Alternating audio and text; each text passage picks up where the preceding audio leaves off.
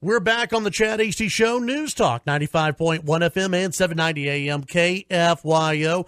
It is obviously a big day here in the state of Texas. President Trump flying into El Paso today for a Make America Great Again rally. Joining me on the phone to discuss the rally and everything going on in the world of politics right now, the executive vice president of the Trump Organization and the son of our current president, it's Eric Trump. Eric, good morning. How are you today?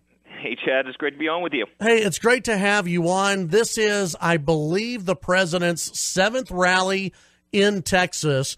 What does that say about your father's, the president's commitment to this state? Well, listen, tremendous, and you know how much time Don and I spend in that state, and how much time my father spent in that state, and the support that we have in Texas is astronomical, and probably the biggest issue facing our nation right now is an issue that affects Texas in a way that it might not affect every other state. I think it affects every state, but it affects you certainly more just based on proximity, and that's immigration. He's obviously going to be speaking a lot about that tonight, and I was at the State of the Union last week, and he did a phenomenal job. And listen, Chad, our country is doing incredible. Our economy is the number one economy in the world right now. Unemployment's the lowest it's ever been. Consumer confidence is through the roof. Manufacturing's coming back. Wages are going up. We're rebuilding the military. By every metric, our country is doing awesome, and I couldn't be more proud of the guy. Obviously, the president is going to invoke a lot of that, I think, tonight during his speech. What do you think, those who attend tonight's rally, those who will be watching or listening for tonight's rally, what do you think they're going to be hearing about? I'm assuming immigration and illegal immigration will be one of the big issues since it's going to be in El Paso. Yeah, well, listen, certainly, first of all, if anybody hasn't been to one of the rallies, go to one of the rallies. I've been to 200 of them between, obviously, I participated in a lot of them, and but they are so much fun. The energy, they are so American. They are so much fun, and it's, there's nothing quite like a Trump rally, and they look like a blast. Get out there and see it. But listen, I think you're certainly going to hear about immigration. We have a system, Chad, that's broken. We have a system that is so messed up, and you have politicians in Washington over the last 20, 30 years who haven't done a damn thing about it.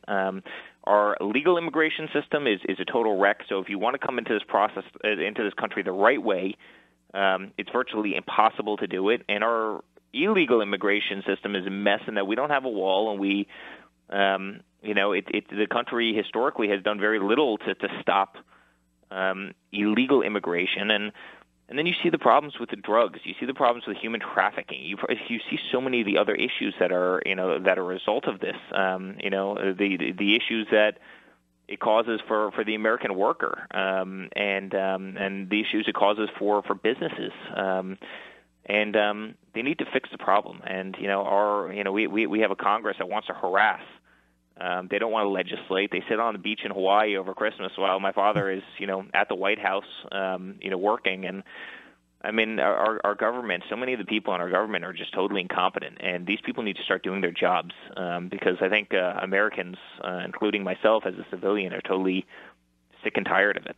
Visiting with Eric Trump here on the Chad Hasty Show. Eric, you mentioned going to all these rallies. What do you think would surprise people when if they've never been to one of these rallies? You've been to over 200 of these rallies. What is it that the mainstream media, they don't get when they don't cover it, when they don't understand the energy and enthusiasm of these rallies? What's being missed? Well, listen, I think the mainstream media misses a lot. In fact, I think they miss the spirit and the general sentiment of this country, who for so long, so many people thought they were totally left behind. And quite frankly, they were, and they thought they weren't being represented. They didn't think their views were being represented. They didn't think they had a voice anymore in society. And I think it's one of the things that the mainstream media, misses. But in terms of the rally, just a spirit. The patriotism at these rallies is nothing short of incredible. You have people in there who love this country, who are hardworking, who we're sick and tired of seeing jobs go to China and go to Mexico, and our factories close down, and our workers lose, everything that they had because you had incompetent politicians in Washington who never actually fought, for the American people. I think they were sick and tired of seeing problems like, immigration that could have been solved 30 years ago. had you had somebody who had the courage to do it, and you had politicians who are working in the best interest of this country and not the best interest of the special interests, I should say. And I think people are frustrated. And you go to these places, and they are just incredible people, hardworking, love this nation, and were disappointed by the track that it was on. But the positivity is something that is always refreshing for me to see every single time I'm there, and that level of spirit and love for this nation is it's awesome. I mean, it's awesome. You find that nowhere like a Trump rally. Yeah, I've got a few more questions for you. Visiting with Eric Trump, obviously one of a potential 2020 candidate, former Congressman Beto O'Rourke, is supposed to be holding, I guess, an alternative rally near the border or away from the border. Probably more away from the border because he doesn't want everyone to see the fence that's out there. But he's going to be holding another rally. Talk about the stark difference in opinion between a Beto O'Rourke and your father, the president. No, just about everything. I mean, listen, he was out there this weekend championing this Green New Deal, which effectively eliminates cars, it eliminates airplanes, it eliminates cows because of the quote unquote emissions. I mean, it's borderline crazy. I mean, it's insane. How do people get to work? How do people? They asked a senator this weekend, a senator from Hawaii. What do you think about the Green New Deal? And the senator, she wanted so badly to support it because she's obviously a Democrat. At the same time, she goes, we would have no tourism anymore in Hawaii because there'd be no planes flying there, and I wouldn't be able to get to Washington, D.C. to legislate because, what am I going to do? Sit on a rowboat for the rest of my life to walk across the country? And I mean, it's incredible. And so he's talking about that. He's talking about anti-wall, and it's amazing. You'll have Nancy Pelosi out there talking about how, drones work and this and that, and then you see caravans of tens and tens of thousands of people, marching on the southern border, and you have our Border Patrol, the brave men and women who, fight for this nation every single day, who are so mistreated, by the way, saying we need a wall, we need a physical barrier. We can have the nicest jet-powered drone in the world, and it does absolutely nothing when you have 15,000 people coming through Mexico and who are just going to find the one section that doesn't have a wall and walk right through it. And I don't care how many agents we have, we can't stop all those people. It's just too many people to interdict, and they know this, and that's why they do it. And then you have the Beto O'Rourke's, or let's not have walls, and let's have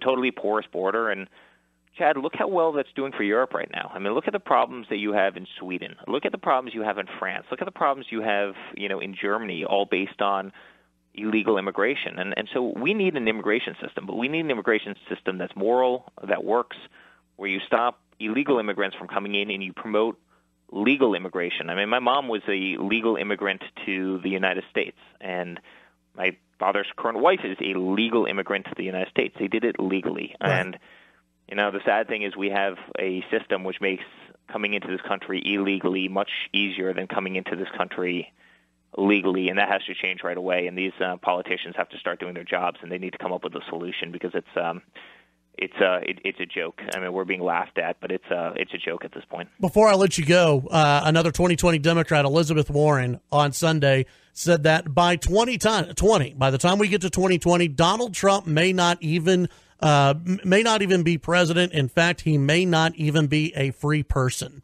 What's your reaction when you hear that? That's a nice little soundbite from her. I don't exactly worry about that. I mean, this is a person who, forged her bar paperwork and everything else, and college applications in order to take advantage of the fact that she claims she was Native American. Then she does Ancestry.com or one of these 23andMe, and all of a sudden finds out that she's 1,024th Native American, which is substantially less than you and I and the vast majority of other people would be. And she's out there writing Pow Wow Chow cookbooks and other things talking about her Native American roots. I mean, these people are such phonies.